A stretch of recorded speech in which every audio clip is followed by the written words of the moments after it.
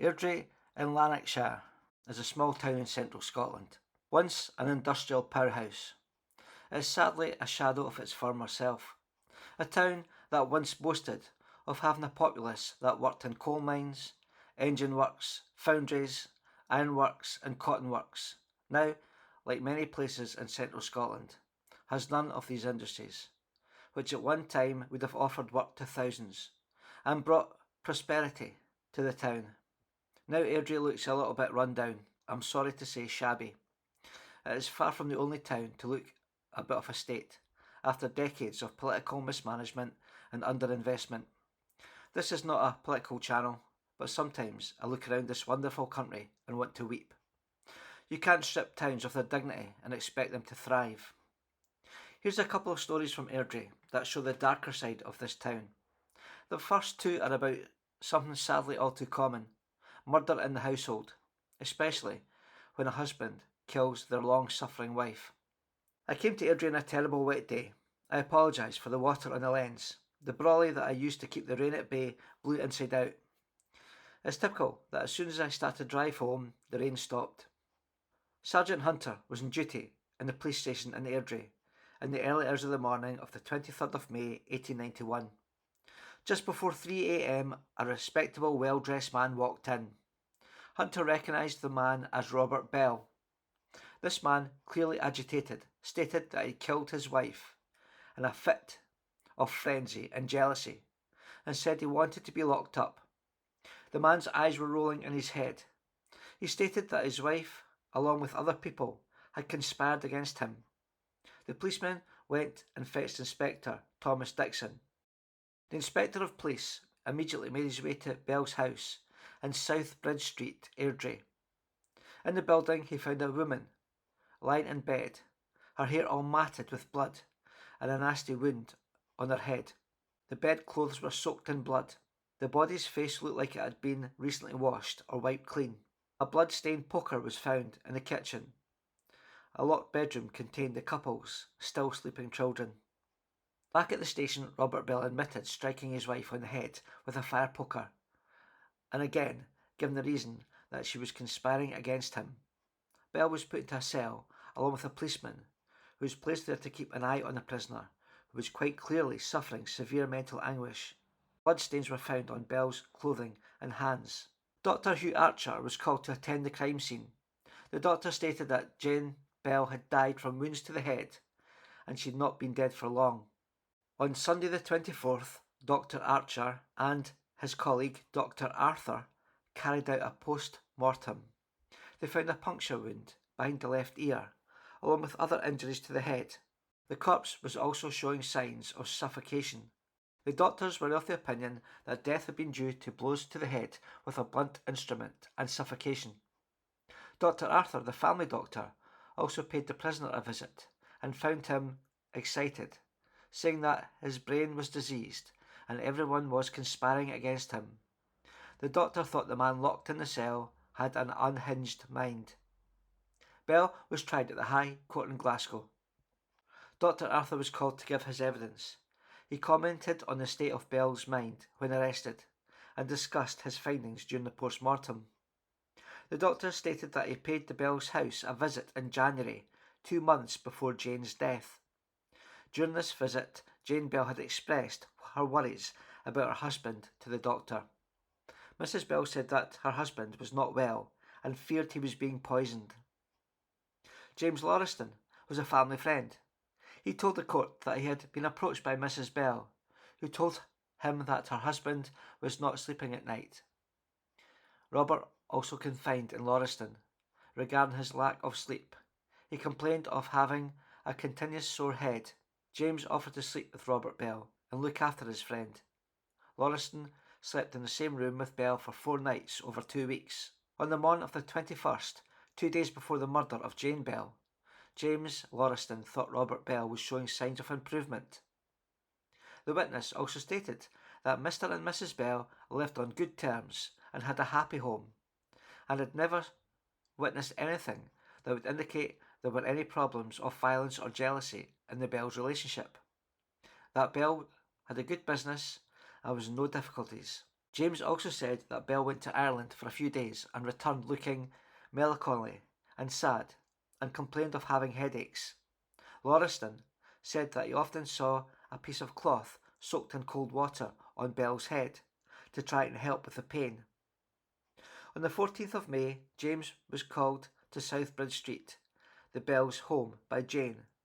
She told him that Robert had tried to strangle himself. James Lauriston thought that at that time Bell was not able to take care of himself and would not be responsible for his actions, but the witness always thought if Robert were to engage in any acts of violence, it would be to himself. Mrs. Maggie Ingleton, a friend of Jane Bell's, lived in Academy Place, Airdrie. She told the court that Robert Bell burnt his slippers and coat. Maggie said that Mrs. Bell locked the children in their rooms and had hidden all the knives, razors and scissors in the house, so her husband could not get to them. She said that Robert Bell was sure that he had failed in his business and would be put in prison for fraudulent bankruptcy, although there was nothing found during the investigation to support this. Ingleton also stated that before Bell's problems, the couple were happy together. When evidence was heard, the jury, without retiring, found that at the time of the death of Mrs. Bell, her husband Robert was insane, and Bell was acquitted of the charge of murder. He was then sentenced to be held at Her Majesty's pleasure in Perth Prison, where there was a hospital for those suffering with mental disorders. Explore Provan Hall after dark. Is it really haunted? Join us to find out. If you dare. Rosie Hillen was returning home to 23 Bell Street, Airdrie on the Saturday night of the 27th of February 1904, after being sent on a message by her parents. Rosie might have been feeling a wee bit apprehensive as she got nearer her home, as her mother and stepfather often drunk and started arguing. The 13-year-old girl made her way up the stairs of the close where she lived. When she got near her door, she heard her mother shout, "Rosie, Rosie," in a weak voice from behind the locked door. The girl's stepfather, John Maguire, an ex-miner who lived on £1 a week army pension, having served in the Boer War, then opened the door. He had hold of Rosie's mother, Ellen, and dragged her through the kitchen and out into the landing. Rosie, thinking she was about to witness her mother being thrown over the landing, shouted, "Murder!" Suddenly, a young man called Andrew Rayside, who heard Rosie's shout of alarm, ran up the stairs, burst into the Maguire home, took hold of John, who was drunk, and put him on the floor, and held him there until assistance came. Ellen Maguire was lying on the floor, making choking noises, and there were marks on her throat. When the marks on his wife's throat were pointed out to John, he walked over, rubbed his fingers over his wife's bruised skin, looked at them and stated that it was just dirt. Ellen Maguire died the next day from her injuries. Before she died, she was asked who had assaulted her. Her husband was there at the time, and she replied to the question by touching him on the shoulder and nodding her head. When Ellen passed away, John kissed his dead wife tenderly on the head. John Maguire had killed his wife by throwing her to the ground and then placing his foot on the neck, crushing her windpipe. The poor woman's windpipe was fractured, broken into several places. His wife's hair was found on one of his boots. During his trial in Glasgow, when counsel for the defence addressed the jury, they argued that as the home was in darkness at the time, John, who stood in the dock, may have stood on his wife's neck by mistake, as she lay drunk on the floor. John Maguire was found guilty of culpable homicide. The judge, Lord Kingsborough, in summing up, stated that although alcohol did not cause violence, it played a big part in this case. Excessive drink could make someone commit acts of violence that would be otherwise out of character when sober. John Maguire was sentenced to 18 months imprisonment, which in a time when if found guilty of murder you could be executed by the state seems unduly light. The picture of Bell Street you can see, it's now modern or modernish council housing. At the time of this attack by John Maguire, it would have been tenement houses. On Thursday night, the 7th of October 1830, dark forces were silently active in an Airdrie churchyard. The Brumno Church, which still stands in Airdrie town centre, is now flats. but the car park for the inhabitants was once a graveyard around the church. Mr. McIntyre, who had been the captain of a passage boat on the Monkland Canal, had died and was interred in this graveyard. On that night, the 7th of October, several resurrection men, or grave robbers, from Glasgow had made their way out for a night of plunder in Airdrie. McIntyre's grave should have been safe, as the family had taken the precaution and no doubt expense of having a morgue safe erected around the grave. This was an iron cage which was designed to protect the grave and prevent the body being stolen.